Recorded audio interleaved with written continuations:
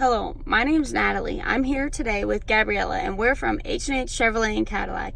Today we're going to show you how to use Apple CarPlay. So first you're going to take your cord, your USB, and you're going to plug it in to the USB port down here or any other USB port in your car. Then you're going to plug it into your phone. The next step is that this message will come up and you want to hit continue to allow the car to sync with your phone.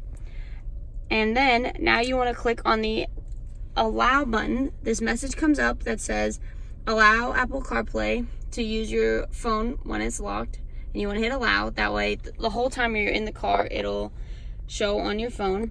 And then on this screen, on the screen on your car, you want to click Apple CarPlay.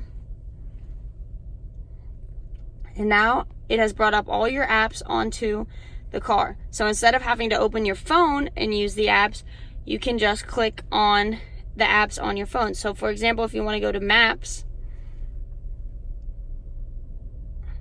now you can add a destination and use this as a navigation through the car. Another thing you can do is if you see on the side tabs, you have also a quick link to Spotify as well as your messages. So as well as time, and it gives you what your signal is, and then you can see a home button just kind of like how you have on your iPhone to begin with. So if we want to go back to the home, we can also, you can see there's two different pages of apps. Go ahead and scroll so you can see those are just the options that are able to be used with the car. So if we go back, you can see some of the other options. You have your music apps, you have Pandora, Spotify, Maps, messages, your phone calls. So you can make phone calls off your iPhone right from the car.